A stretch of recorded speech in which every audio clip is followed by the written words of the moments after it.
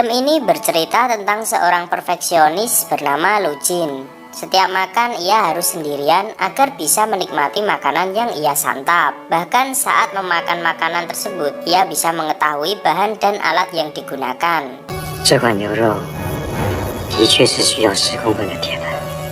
Ia bekerja sebagai salah satu CEO perusahaan. Saat itu ada seorang bawahannya untuk meminta sebuah hotel padanya. Ia pun memecatnya karena telah menyinggung dan mengganggu waktunya. 难道你觉得自己比日本兵库县的淡马你已经被解雇？ Ia bertemu dengan seorang gadis bernama Sengnan di sebuah parkiran mobil ketika Sengnan sedang merusak mobilnya dengan menuliskan sesuatu di kap mobilnya. Ternyata saat itu Sengnan salah mobil. Seharusnya Sengnan merusak mobil di lantai 2, tapi karena ia salah lantai, ia malah merusak mobil milik Lu Jin. Karena hal itu, Lu Jin menuliskan nomor teleponnya di jidat Sengnan dan harus membetulkan mobilnya tepat di jam 12. 到了12点打这个电话的时候，你如果没打，我就报警。 Sengnan ternyata kerja sebagai koki di salah satu hotel ternama berjuluk Rosebud Hotel. Saat itu ia jatuh cinta dan berpacaran dengan manajer tempat ia kerja. Tapi ketika ia bertemu di tempat penyimpanan makanan, manajer itu memutuskan hubungannya kepada Sengnan karena penampilannya. Setelah kejadian itu, hati Sengnan tidak baik-baik saja dan menyuruh manajer itu untuk pergi keluar ruangan itu. Di sisi lain, Lu Jin datang ke hotel tempat Sengnan bekerja. Nampaknya ia pergi ke hotel itu untuk membeli hotelnya. Nampak Lu Jin datang ke kamar yang ia pesan dengan menutupi hidungnya. Karena saat ia berada di kamar, ia harus memastikan udara matahari yang masuk. Bahkan suara yang masuk ke kamar yang akan ia tinggali. Saat ia makan pun, semua makanan yang koki siapkan tidak ada yang ia sukai.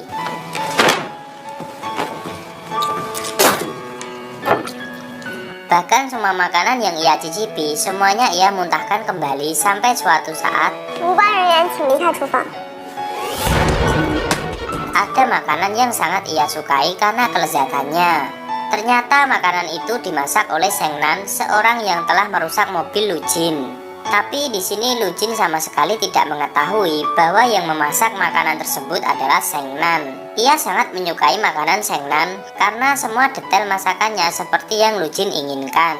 Jadi mulai saat itu juga ia menunda semua acara yang telah ia rencanakan hanya untuk memakan makanan yang Sengnan siapkan. Karena keberhasilan menyenangkan tamu VIP-nya, manajer Sengnan yang merupakan mantannya memuji semua koki yang ada di dapur, terutama Sengnan. Tapi ketika Sengnan melihat dari dapur, ia malah melihat mantannya sedang berfoto dengan gadis-gadis dan itu membuatnya merasa sedih. Sampai di malam harinya, ia pergi ke atas hotel meminum alkohol untuk melupakan mantannya yang telah memutuskannya. Dengan sedikit mabuk, ia menari-nari di genteng dan sampailah ia di balkon tempat Lu Jin menginap. Saat itu Lu Jin sedang tidak bisa tidur.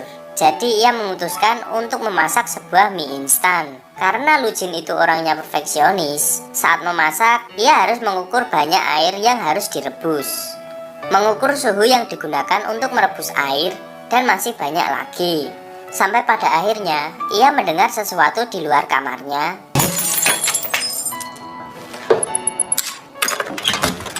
Dan melihat Sengnan dalam keadaan mabuk memasuki balkon kamarnya. Karena panik melihat Sengnan akan terjun dari kamarnya, ia pun berlari untuk melihatnya. Ternyata ia tidak jadi loncat dari balkon Lu Jin, melainkan tiduran di lantai karena mabuk. Saat mabuk, ia memegang kaki Lu Jin dan berkata padanya, apakah dirinya jelek? 丑啊，丑不可悲啊，可悲的是你不够丑。 Ia mengatakan hal itu karena cowoknya baru saja memutuskannya dengan alasan penampilannya. Mendengar hal itu, Sengnan menjadi sedih dan akan pergi meninggalkan ruangan itu. Tapi karena mabuk, Sengnan terlihat jalan sempoyongan. Karena tidak ingin lantainya kotor, Lu Jin memasukkan Sengnan ke dalam koper sampai terlihat Sengnan bagaikan korban mutilasi dan mengeluarkan koper itu ke dalam lift hotel. Di dalam hotel, para pegawainya takut melihat ada sebuah koper berisikan sebuah tangan manusia. Ia pun berteriak dan melaporkan hal itu ke polisi hingga akhirnya Sengnan pun masuk ke dalam penjara.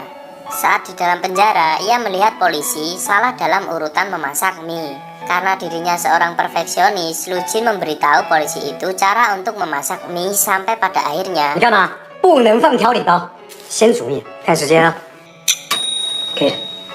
polisi itu memuji Lu Jin karena mie yang ia buat sangat enak. Lu Jin pun akhirnya dikeluarkan dari penjara karena orang kepercayaannya telah mengurus berkas-berkas di kantor polisi. Sementara itu, Seng Nan juga sudah diurus oleh temannya yang telah menyuruhnya merusak mobil. Di luar kantor polisi, Seng Nan ingin meminta maaf pada Lu Jin karena peristiwa itu. 我最讨厌人家跟我道歉。 Tapi ia menolaknya karena ia benci ucapan meminta maaf. Seng Nan melihat sepatu Lu Jin sedang menginjak tai anjing. Karena Lu Jin juga nggak suka kotor, kedua sepatunya pun dibuang dan ia pun pulang tanpa menggunakan sepatunya. Setelah hal itu, Lu Jin pun kembali sial. Ketika ia sedang bersantai di sebuah taman, terlihat Seng Nan sedang membantu anak-anak untuk mengambil sebuah payung yang tertancap di sarang lebah. Ketika Seng Nan mengambil payung itu, seluruh lebah yang ada di sarang itu keluar dan mengarah ke arah Lu Jin. Dan beberapa ada yang menyengatnya. Setelah sekumpulan lebah itu sudah pergi, anak-anak dan Seng Nan segera meminta maaf kepada Lu Jin. Di sana nampak muka Lu Jin bengkak dan mengakibatkan matanya besar sebelah. Lu Jin pun sedikit marah padanya. Agar ia tidak berurusan lagi dengan Seng Nan, ia pun memberikan jam tangan milik orang kepercayaannya. Jam itu memberikan tanda kepada Lu Jin jika ia berada dalam area 50 meter darinya. Saat itu Lu Jin sangat ingin sekali memakan telur, karena ia hanya menuliskan kepada para koki di sana dengan tulisan telur. Para koki pun memasak banyak makanan khusus untuk Lu Jin. Karena suka, Lu Jin pun semakin banyak memesan makanan sampai para koki pun kelelahan. Sampai pada akhirnya Seng Nan memasak makanan khusus untuk pergi meninggalkan Lu Jin dan bertemu mantan pacarnya. Lu Jin mengetahui jika koki yang memasakkannya kabur karena merasakan rasa makanannya. Oleh sebab itu, Lu Jin pun pergi ke dapur untuk mencari koki yang memasak makanannya. Tapi ia tidak menemukan apa yang ia cari. Sementara itu, Seng Nan bertemu mantan pacarnya di sebuah tempat di hotel tersebut. Mantan pacarnya meminta Seng Nan untuk berbaikan dan ingin mengunjungi rumahnya. Tapi karena Seng Nan masih marah, ia pun melempari mantan pacarnya dengan sebuah daging. Di dapur, ia menemukan catatan dari kamar 1123 milik Lu Jin.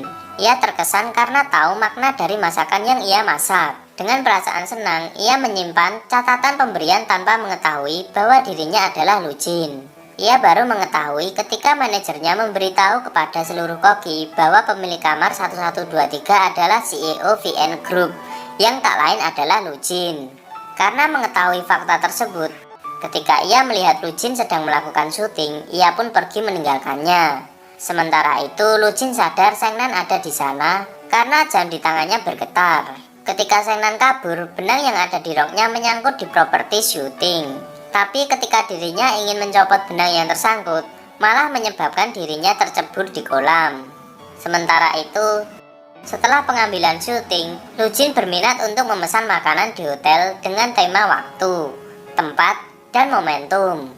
Saat hidangan dengan tema waktu, Seng Nan memasak sebuah kerang beserta daging sapi. Karena masakannya memang sempurna, Lu Jin berkata kepada manajer hotel bahwa koki yang mereka miliki sedang memiliki mood yang bagus. Sampai akhirnya semua yang dimasak oleh Seng Nan sangat disukai oleh Lu Jin. Saat itulah Seng Nan meminta manajernya untuk memasak sesuai dengan keinginannya. Pada saat mencicipi masakan Seng Nan, Lu Jin terheran-heran dengan arti masakan yang dimasak Seng Nan. Karena penasaran dan ingin tahu maksud dari masakan Seng Nan, Lu Jin pun meminta untuk bertemu langsung dengan kokinya. Tapi karena Seng Nan tidak mau bertemu dengannya, ia menyuruh koki lain untuk bertemu Lu Jin dan menjelaskan maksud dari makanan yang ia masak. Tampak kecewa dengan penjelasan dari koki tersebut, Lu Jin pun pergi ke dapur untuk mencari Seng Nan.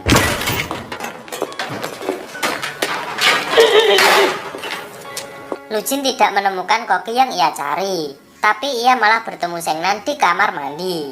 Karena dia masih belum sadar bahwa koki itu adalah Seng Nan, ia malah memarahinya. Tak disangka, Lu Jin sempat mengendus makanan yang ia makan di baju Seng Nan yang secara tidak sengaja terkena saat ia sedang memasak di dapur.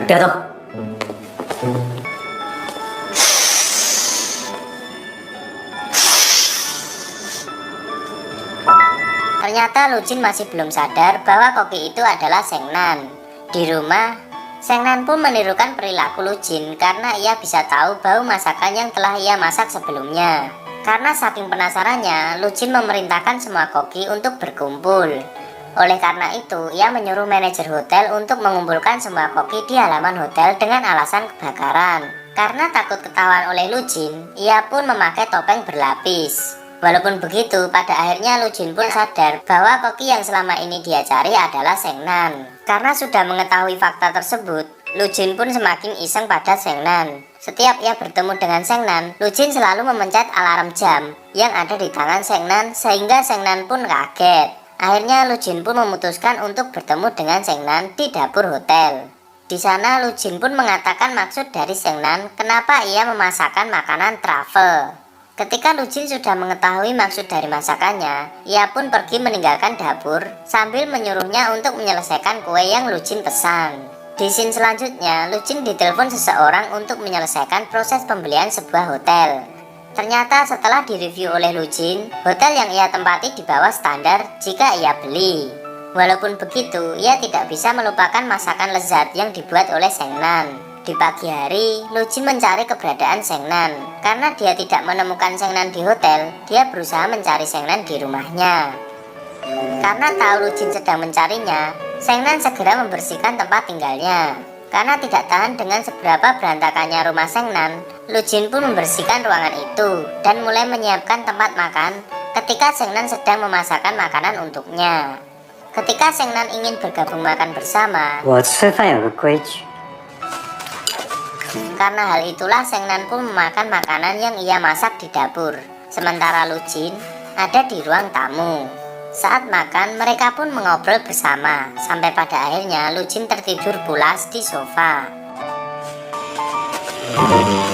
Karena kasihan, Sheng Nan pun menyelimuti Lu Jin agar ia merasa nyaman. Di lain hari, Lu Jin pun mulai berani untuk datang lagi ke rumah Sheng Nan. Ia sampai membawa barang-barang pribadinya untuk tinggal bersama dengan Sheng Nan agar dia bisa merasakan makanan yang dimasakkan untuknya.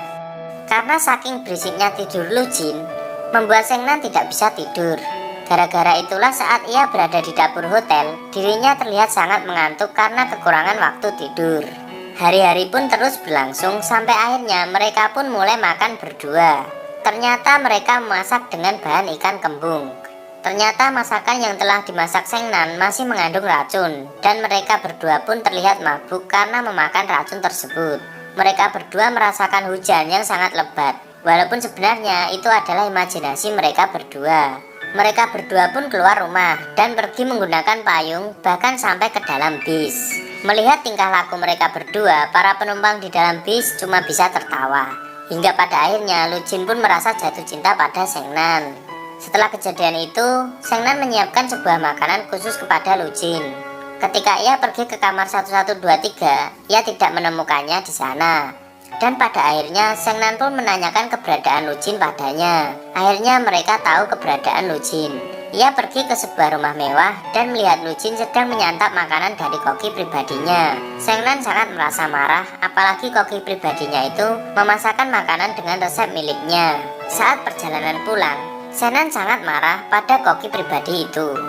Ia bercerita pada temannya bahwa selama 7 tahun, koki itu memasakkan makanan untuk Lu Jin.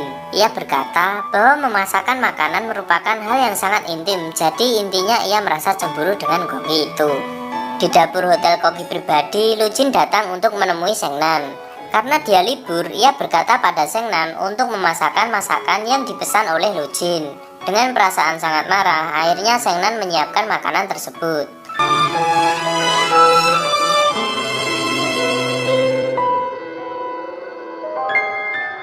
Dan mungkin Lu Jin tahu perasaan Sheng Nan sehingga setelah adegan tersebut terlihat Lu Jin sedang mengawasi Sheng Nan dari luar rumahnya. Adegan berganti ketika Lu Jin pun mengumumkan pembelian hotel itu. Karena hotel itu tidak menguntungkan jika dikelola, ia pun memutuskan untuk mengubahnya sebagai hotel butik internasional. Lu Jin pun menjelaskan bahwa dirinya juga memecat semua koki. Bahkan Sheng Nan yang tidak mempunyai posisi yang ideal di dalam hotel yang akan dirubah oleh Lu Jin. Mengetahui hal itu, Sheng Nan pun pergi meninggalkannya. Sementara Lu Jin terlihat sedih dengan membayangkan kejadian yang telah ia lalui bersama Sheng Nan. Begitupun dengan Sheng Nan, ia juga membayangkan apa yang telah ia lalui bersamanya. Sampai ia pun menangis saat curhat dengan teman dekatnya. Terlihat selama ini yang dikatakan Sheng Nan adalah salah. 不合您胃口吗？ Selama kerja sebagai koki pribadi Lu Jin, ternyata orang itu hanya memasakkan 1 kali makanan saja selama 7 tahun. 每次我备餐，都只备您一个人的饭。 Karena selama ini Lu Jin tidak mau memakan makanan yang dia buat untuknya, kecuali resep yang telah dia dapat dari masakan Sheng Nan. Lu Jin juga sempat marah pada ayahnya karena mengganggu urusannya saat berada di Shanghai dan membuatnya memecat koki yang ada di hotel tersebut. Karena masih mempunyai rasa pada Sheng Nan, ia pun berniat menemuinya sekali lagi. Secara tidak sengaja, Sheng Nan tahu bahwa Lu Jin berada di sekitarnya. Ia mengetahui hal tersebut dari alarm jam yang ia miliki. Mengetahui keberadaan Lu Jin yang ada di dekatnya, ia pun berlari menjauh hingga menuju sebuah pasar. Ia pun berteriak dengan menggunakan mikrofon. 顾胜男，你给我出来！我血是没有用的。 Tapi masih saja tak digubris Sheng Nan. Jamnya pun ia taruh di kalung anjingnya. Karena Lu Jin sangat ingin bertemu dengannya, ia pun berlari mencarinya hingga pada akhirnya ia menemukan Sheng Nan sedang terjebak di sebuah ruangan yang terkunci. Sheng Nan senang karena Lu Jin datang untuk menyelamatkannya. Apalagi Lu Jin berjalan pulang bersama Sheng Nan menuju kamar rumahnya. Ternyata tempat yang ia datangi adalah tempat yang baru saja Lu Jin beli untuk Sheng Nan. Ternyata Lu Jin ingin permintaan Sheng Nan sewaktu pertama kali mereka makan bersama di rumah Sheng Nan, yaitu saat Sheng Nan sangat ingin melihat matahari tenggelam dari jendela kamarnya yang dulu. Akhirnya mereka pun melihat matahari tenggelam bersama dengan tangan yang saling berpegangan, dan film pun tamat.